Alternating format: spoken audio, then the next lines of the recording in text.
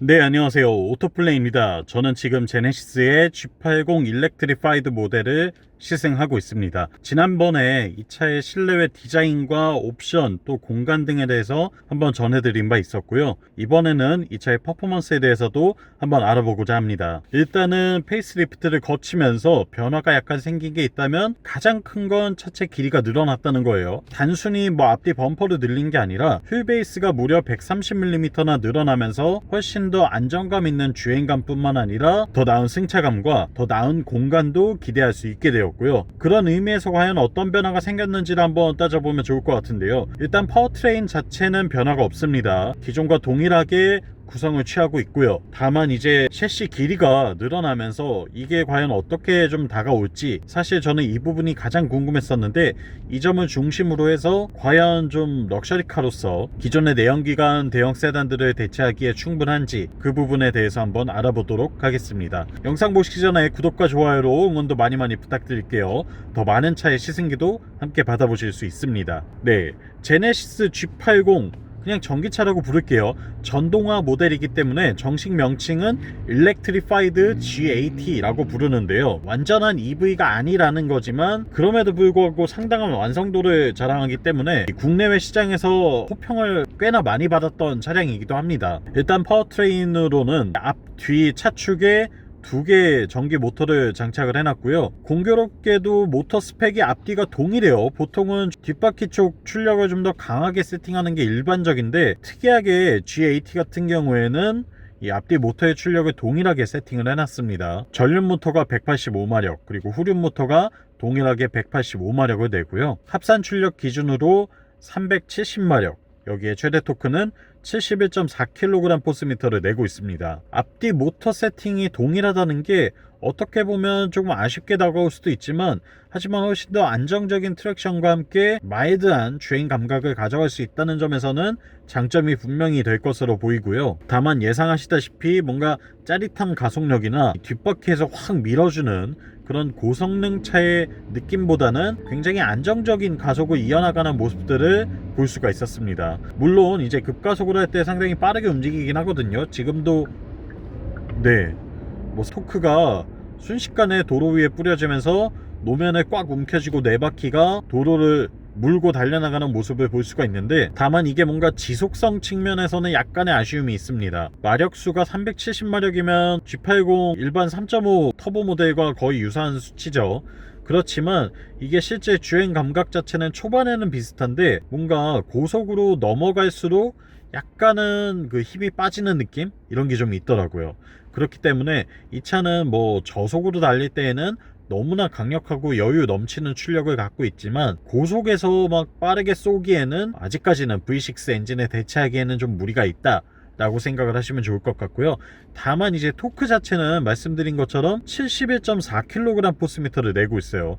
이게 제로백 수치로 환산을 하면 한 5초 정도 나오더라고요. 5초대 초반에 제로백을 기록을 하는데, 초반에 너무나 강력한 토크를 뿌려주다 보니까 사실상 주행을 하는 데 있어서 힘이 부족하거나 답답함을 느낄 새는 전혀 없습니다. 그런 공간이나 여유, 틈을 전혀 주지 않고 쉴 새 없이 몰아붙이는 모습을 볼 수가 있었고요. 때문에 시내 구간을 달리고 있을 때에는 너무나 편안하게 언제든지 가속을 쉽게 붙일 수 있다 라고 참고하시면 좋을 것 같아요. 다만 이 주행 모드에 따른 차이가 크진 않은데요. 지금 스포츠 모드에 제가 놨고 가속을 한번 해보면 기존과 동일한 수준의 가속력을 보여줍니다. 엄청나게 뭐가 크게 달라지는 느낌은 아니에요. 다만 이제 주행 모드를 에코로 바꿨을 때에는 후륜 모터만 작동을 하게 되어 있거든요. 이 상태에서는 풀악셀을 하더라도 뒷바퀴 출력만 최대로 나오기 때문에 실제 가속감 자체는 거의 절반으로 줄어드는 모습을 볼 수가 있었고요. 다만 효율성 측면에서는 훨씬 좋을 걸로 예상이 됩니다. 때문에 눈길이거나 굉장히 미끄러운 노면이 아니라고 한다면 평상시에는 그냥 에코 모드로 다니는 것도 나쁘지 않겠다는 생각이 들었어요. 그리고 주행 모드 가운데 특별한 게 하나 있죠. 바로 쇼퍼 모드라고 하는 건데요. 드라이브 모드 버튼을 길게 눌러주면 쇼퍼 모드가 됩니다. 이렇게 되면서 회생제동도 최소화시키고요. 가감속 시에 굉장히 부드러운 주행감을 얻을 수 있는 주행 모드라고 할 수 있습니다. 특히나 이 뒷좌석에 타 있는 VIP가 여러가지 충격들을 최대한 덜 느끼도록 세팅을 하는 주행 모드인데요. 느낌상으로 어떠냐면 전자제어 서스펜션의 댐퍼를 최대한 느슨하게 풀어준 것 같아요. 특히나 뒷바퀴 쪽에 이 댐퍼를 최대한 느슨하게 만들어서 약간은 출렁거리는 노면의 이런 충격들을 최대한 부드럽게 처리하려는 모습이 느껴졌고요. 그렇기 때문에 상대적으로 이 뒷자리에 타 있는 탑승자는 꽤나 부드러운 승차감을 느끼기에 훨씬 더 좋은 모드라는 생각이 들었습니다. 다만 이제 이 상태에서 가속을 하고 달려나갈 때에는 아무래도 이 차체 서스펜션이 좀 더 풀어져 있다 보니까 피칭도 심하고 롤링도 있기 때문에 불안감이 있을 수 있거든요. 그런 점에서는 쇼퍼 모드로 달리는 건 굉장히 불안함을 느끼게 합니다. 때문에 주행 모드를 가속을 해야 되거나 할 때에는 컴포트나 스포츠 모드로 달리시는 게 훨씬 더 낫다는 거 참고하시면 좋을 것 같아요. 네, 그리고 이 차는 배터리가 SK의 94.5kWh급 배터리를 탑재하고 있습니다. 배터리 용량이 늘어났어요. 부분 변경을 거치면서 차체 길이가 길어진 공간 안에 배터리를 더 탑재함으로써 주행 거리도 향상시킬 수가 있고요. 좀 더 여유로운 배터리 용량을 갖게 되었습니다. 94.5kWh 정도 되면 사실상 국내에서 만나볼 수 있는 전기차 중에는 거의 최상위급의 용량을 자랑하고 있기 때문에 주행거리 측면에 있어서도 전혀 아쉬움이 없었고요. 제가 그냥 진짜 막 밟고 다니고 주행 테스트를 해야 되기 때문에 여러가지 환경에서 좀 악조건에서 달렸거든요. 그런데도 불구하고 지금 기록하고 있는 연비는 킬로와트시당 4.9km. 이걸 이 차의 배터리 용량으로 환산해보면 약 460에서 470 정도 탈 수 있다는 계산이 나오거든요. 이렇게 타고 다닐 때에도 충분히 400km 후반대의 주행거리를 이 겨울철에 느낄 수 있다는 거, 이게 장점이 됐습니다. 히터도 거의 상시로 틀고 다녔었고요. 탑승 인원은 2명, 3명 정도가 됐었어요. 그렇기 때문에 에코 모드로 변경을 하고 봄, 여름, 가을 이때 타고 다닌다고 한다면 500한 2-30km까지는 충분히 주행이 가능하지 않을까라는 생각이 들었네요. 제네시스 G80 일렉트리파이드 서스펜션 세팅에 대해서도 좀 알아봐야 되겠죠. 일단은 기존 내연기관과 동일한 구성을 취하고 있지만 휠베이스가 길어졌다는 게 가장 큰 차이점입니다. 아무래도 차체 길이가 길어짐으로써 좀 더 안정감 있는 그런 승차감이나 주행 감각을 느껴볼 수 있는데요. 기본적인 성격 자체는 최대한 컴포트하게 맞춰져 있습니다. 진짜 이 탑승자의 승차감을 가장 우선적으로 고려한 세팅이라는 생각이 들었고요. 이외에 다른 거는 조금 떨어지더라도 뭐 괜찮아 라는 느낌으로 설계를 하지 않았나 라는 생각이 들었거든요. 일상적으로 이렇게 주행을 하고 있을 때는 진짜 승차감이 여느 대형 플래그십 세단 못지 않습니다. 에어 서스펜션을 장착하고 있는 플래그십 세단들과 비교를 하더라도 전혀 부족함 없는 수준의 승차감을 느끼게 해줬고요. 다만 이제 이렇게 승차감에 좀 몰빵이 되어 있다 보니까 이게 뭐 에어 서스펜션도 아니고 서스펜션 구조가 아주 특별한 것도 아니기 때문에 자체의 피칭이 어느 정도 존재하더라고요. 이게 뭐 급가속을 하거나 급감속을 하거나 고속으로 140 이상으로 달리거나 막 이럴 때에는 약간의 불안감을 안겨줬습니다. 그렇기 때문에 이 차는 성격이 명확하구나 라는 걸 다시 한번 느낄 수 있었고요. 뒷좌석에 VIP를 태우고 다니거나 가족과 함께 다니거나 뭔가 안정적이고 편안한 주행을 하고자 할 때에는 더할 나위 없이 좋지만 이 차를 끌고 뭔가 고속주행을 즐기고 막 스포츠 드라이빙을 하면서 내달릴 때에는 분명히 불안감이 있을 수 있다라는 거 참고하시면 좋을 것 같아요. 네, 그리고 페이스리프트를 거치면서 후륜 조향 기능이 추가가 됐습니다. 리어 휠 스티어링 기능이 추가가 되면서 뒷바퀴를 약간씩 돌려주는 효과를 느낄 수가 있거든요. 제가 실제로 영상에도 담아놨는데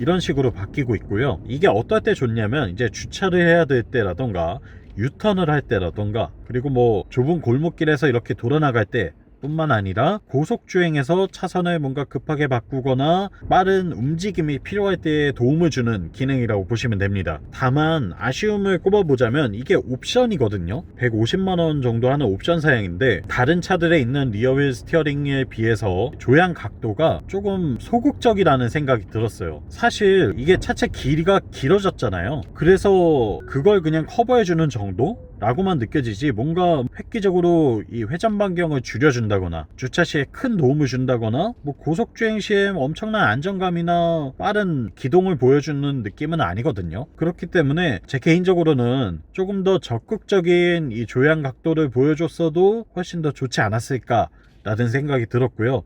물론 이질감을 최대한 없앴다는 점에서는 좋지만 그래도 내가 뭔가 돈을 지불하고 구입을 한 옵션인데 그 차이를 거의 느낄 수 없다는 건 약간의 아쉬움이 될 것 같아요. 그래서 이게 뭔가 굉장히 계륵 같은 존재인 것 같습니다. 옵션을 넣고 샀을 때는 이거 내가 옵션 추가한 게 맞나라는 생각이 들고, 그렇다고 빼고 구입하자니 여기서 회전 방향이 더 커지면 좀 불편하겠는데, 주차할 때도 불편이 따르겠는데 라는 생각이 들거든요. 그 부분이 조금 해결해야 될 숙제가 아닌가라는 생각이 들고, 제 개인적으로는 만약에 구입을 한다면 후륜 조향 기능은 빼고 구입할 것 같습니다. 이외에는 방음 성능 너무나 뛰어나고요. 진짜 뭐 독일차 그 어떤 나라의 수입차 최상위급 모델과 비교하더라도 1억, 2억, 3억대의 차들과 비교하더라도 전혀 손색이 없는 정숙성을 보여주고 있습니다.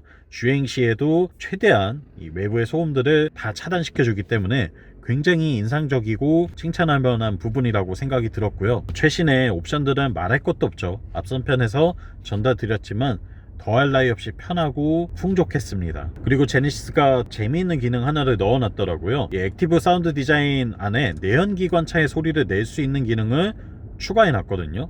이게 굉장히 재밌게 느껴졌습니다. 지금 헤리티지 블랙이라는 모드를 바꿔놓으면 G80 내연기관차의 소리가 이 안에서 납니다. 주행을 하고 있을 때에 가솔린 엔진 소리가 나도록 만들어놨는데, 이게 뭐 그냥 이질감이 느껴지는 억지스러운 소리가 아니라 굉장히 리얼하게 꽤나 세심하게 세팅을 해놨어요. 현대가 이걸 아주 잘하죠. 왜냐면 아이오닉 5N에 이 기능이 실제로 들어있기 때문인데, 지금도 그 약간의 부밍과 함께 이 내연기관 엔진 특유의 소리를 잘 만들어놨기 때문에 사실상 일반적으로 알려드리지 않은 상태에서 사람들을 태운다고 했을 때는 이 차가 전기차라는 걸 전혀 알아차리지 못할 정도로 꽤나 세심한 기능을 넣어놨어요. 아직까지 전기차가 어색한 분이다 라고 한다면 이 모드를 켜놓고 다니는 것도 나쁘지 않겠다는 생각이 들었습니다. 네, 이렇게 제네시스의 전기차 세단 G80 일렉트리파이드를 만나봤고요. 굉장히 매력적인 차인 건 분명한 것 같아요. 특히나 이전에 비해서 휠 베이스가 더 길어지면서 뒷좌석의 높아진 실내 공간을 상쇄하는 데에 충분히 역할을 잘 해내고 있고, 플래그십 세단을 대체할 수 있냐라고 했을 때에는 약간은 퀘스천이 있습니다. 왜냐면 뒷좌석에 앉아서 레그 소프트를 높였을 때 다리를 쭉 뻗고 앉기는 조금 좁거든요. 근데 그냥 G80을 대체할 수 있냐, 내연기관 G80을 대체할 수 있냐라고 했을 때에는 저는 뭐 이제는 더 이상 내연기관 G80에 목맬 필요 없겠는데, 거기에 매달릴 필요 전혀 없겠는데 라는 생각이 들었고요. 너무나 만족스러운 차인 것 같습니다. 구매 가치는 진짜 충분한 것 같고, 여러분이 전세계 모든 차를 다 펼쳐놓고 나는 전기로 된 세단 사고 싶어 했을 때에 글쎄요, 이 차를 뛰어넘는 차가 과연 나올 수 있을까요? 일단 현재 기준으로는 존재하지 않는 것 같습니다. 이 정도로 제 평가를 마치고요. 영상 유익하셨다면 구독과 좋아요로 응원도 많이 부탁드리고요. 더 재밌는 차의 시승기로 돌아오겠습니다. 다음번에 또 만나요. 안녕.